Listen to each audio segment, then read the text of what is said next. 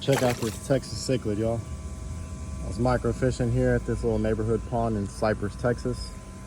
Caught this monster Texas cichlid just now. Wow, that dude is cool. Wow, look at that color. Big male. Wow.